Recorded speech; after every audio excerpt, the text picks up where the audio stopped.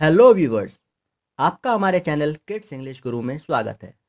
आज हम आपको कुछ इंटरेस्टिंग सेंटेंसेस बताने वाले हैं इंग्लिश और हिंदी ट्रांसलेशन के साथ, जो कि आप अपने डेली लाइफ में यूज़ भी करते होंगे।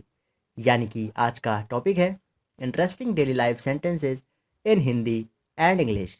तो चलिए जल्दी से वीडियो स्टार्ट करते हैं। अगर आप चैनल में नए आए हैं तो जल्दी से चैनल को सब्सक्राइब कीजिए।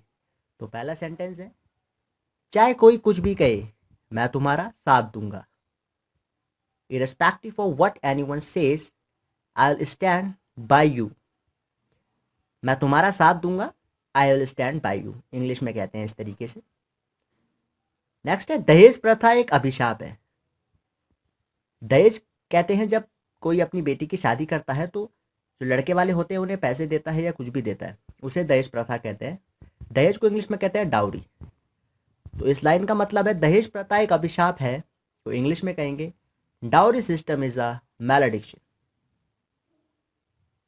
महंगाई भ्रष्टाचार को जन्म देती है। महंगाई को इंग्लिश में कहते हैं इन्फ्लेशन। महंगाई भ्रष्टाचार को जन्म देती है, इसको इंग्लिश में कहेंगे इन्फ्लेशन ब्रीड्स करप्शन। जिनकी उंगली पकड़कर तुमने चलना सीखा उनके कंधों को कभी झुकने मत देना। मतलब जिन्होंने कभी मुश्किल में तुम्हारा साथ दिया है, तुम्हें सिखाया है, उसको फ्यूचर में कभी झुकने मत देना या निराश मत करना। तो इस लाइन का मतलब है one whose finger you resorted to toddle don't let him ever down. उसने साफ मना कर दिया, यानी आपने किसी को कोई चीज़ कही है तो लेकिन उसने साफ मना कर दिया, तो उसने साफ मना कर दिया को इंग्लिश में कहते हैं ही रिफ्यूज्ड अ पॉइंट ब्लैंक। तुम क्या शर्त रखना चाहते हो, पूछ रहा है किसी को कि तुम क्या शर्त रखना चाहते हो। अगर आप किसी को कोई पूछते हो कि तुम क्या शर्त रखना चाहते हो तो उसको इंग्लिश में कहेंगे what condition do you want to keep. हिंदू मरे हुए को जलाते हैं और मुस्लिम दफनाते हैं। जब हिंदुओं में कोई मरता है तो उसे जलाते हैं और जब मुस्लिम में कोई मरता है तो उसे दफनाते हैं। तो इस लाइन का मतलब है, या इसको इंग्लिश में कहेंगे Hindus burn the dead bodies and Muslim बरी। बज मतलब जलाना, बरी मतलब दफनाना। मैं अपनी सफलता का श्रेय तुम्हें देता हूँ। I ascribe my success to you. आमतौर पर आप अपनी फैमिली को भी कह सकते हो कि मैं अपनी सफलता का श्रेय तुम्हें देता हूँ, तो इंग्लिश में कहेंगे I ascribe my success to you. आग बुझा दूँ, ऐसा ना हो कि फैल जाए। Put out the fire lest it should spread out. मैं उस साजिश का पर्दाफाश करूंगा। I will unearth that conspiracy. पर्दाफाश को कहते हैं अनअर्थ, साजिश को कहते हैं कॉन्स्पिरेसी। तो मैं उस साजिश का पर्दाफाश करूंगा, I will unearth that conspiracy. आस पास ही रहना, मैं बस अभी आ रहा हूँ। मतलब इधर उधर मत जाना, आस पास ही रहना, मैं बस अभी आ रहा हूँ। Stick around, I am just coming. Sachin का आउट होना एक बड़ा झटका है। सचिन तेंदुलकर आउट हो गए हैं तो वो एक बड़ा झटका है। सचिन का आउट होना एक बड़ा झटका है। Sachin departure is a big blow. Departure होता है आउट होना या चले जाना। अच्छा हुआ तुम आ गए, मैं बस अभी निकल गया होता।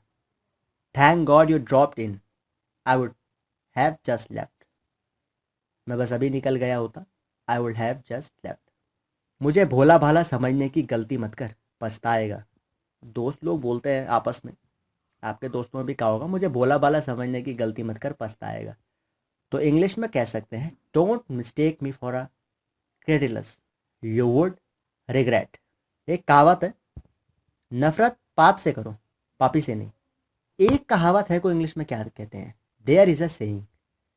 इसे कहते हैं देयर इज अ सेइंग। एक कहावत है, there is a saying, hate sin not a Sinner.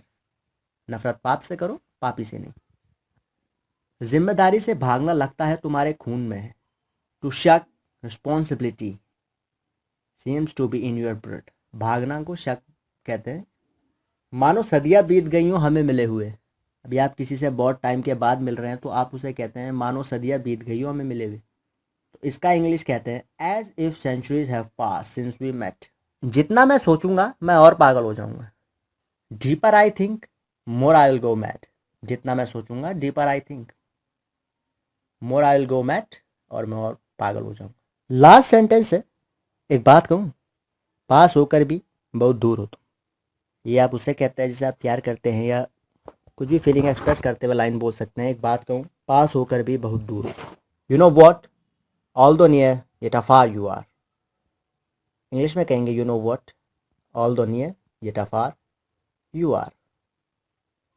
तो ये थे आज की वीडियो में इंटरेस्टिंग सेंटेंसेस। जरूर आप यूज़ करते हैं अपनी डेली लाइफ में, किसी न किसी को आपने ये सेंटेंसेस कहे होंगे, पर आप हिंदी में कहते हैं, इंग्लिश में कैसे कहेंगे ये आप नहीं जानते। तो इंग्लिश में आपको बताया गया है, ट्राई कीजिए इंग्लिश में बोलना, रट लीजिए इन सेंटेंसों को ताकि आपकी इंग्लिश काफ़ी इफेक्टिव हो। उम्मीद करता हूँ वीडियो पसंद आई होगी। वीडियो पसंद आई होगी तो वीडियो को लाइक शेयर कीजिएगा फ्रेंड्स में, साथ ही हमारे चैनल किड्स इंग्लिश गुरु को सब्सक्राइब कीजिए। और अगर आपने अब तक बेल आइकन प्रेस नहीं किया है तो बेल आइकन भी प्रेस कीजिए ताकि नई वीडियोस के नोटिफिकेशन मिल पाए सबसे पहले। तब तक के लिए thank you, goodbye, visit again.